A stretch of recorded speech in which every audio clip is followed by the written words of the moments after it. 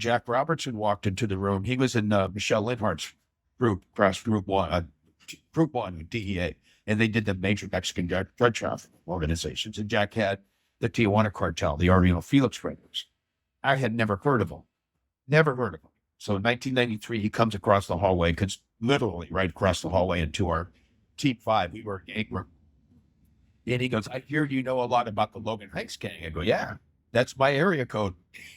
That's where I know the guys, and I had them in camp too, so I know them all. He goes, well, they're being recruited by these brothers to act as enforcers for the Arellano-Felix cartel, who just went to war with this guy named Chapo Guzman. And I go, okay. Never heard of Chapo Guzman.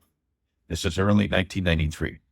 And he goes, Steve, I got this, one of the informants, one of the gang members that was working for the cartel got shot in San Diego, got shot 7 times. And he's at the hospital, and his own guys killed him because he was talking too much. So it was a hit crew from Tijuana that came up here. And their boss went to pay his mom for the funeral bill, just as a classy act, I guess.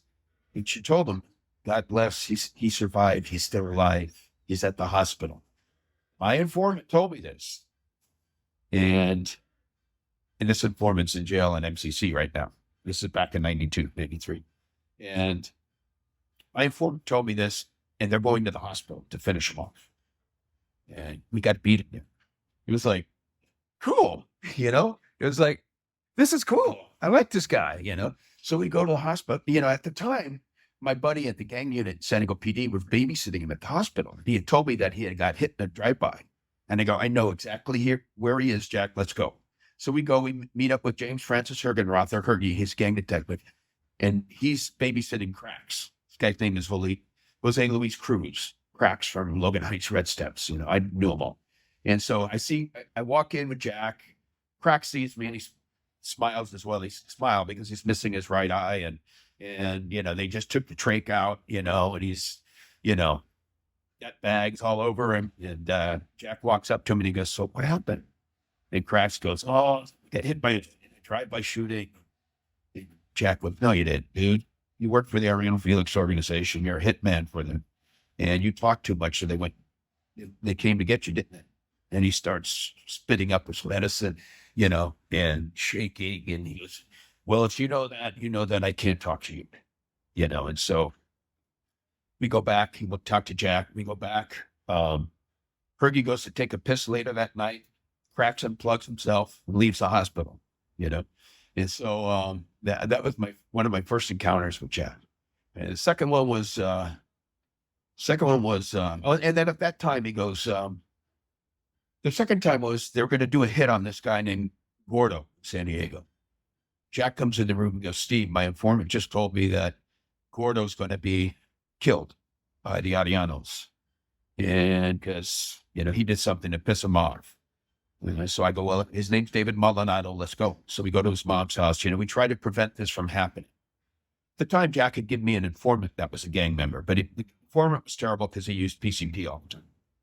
But he did know about this. So I call him and I go, tell me about this hit. He goes, well, they're going to meet at the hotel in National City. They're going to stage there, and then they're going to go to the guy's house in Logan Heights. We didn't know where the house was, but we were able to send a group, special team from the San Diego Police Department, Special Enforcement Division, to the hotel where they picked up the hitman, brief it.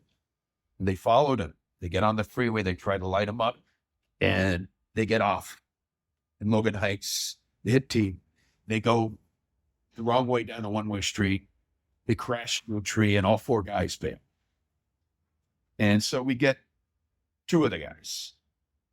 Well, we get one right away, Dopey, and then Melvin, who's still in prison in Mexico right now, goes under a home, and we do we rope off a radius, and we end up getting him a few hours later. 2 of the guys get away, But anyways, that's my second encounter with Jack.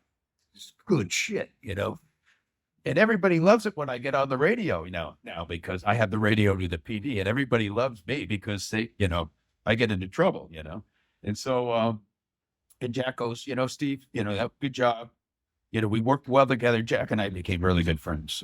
And Jack's just a great person, gets everybody credit for everything good that happens, and everything he touches turns to gold. He's one of those guys.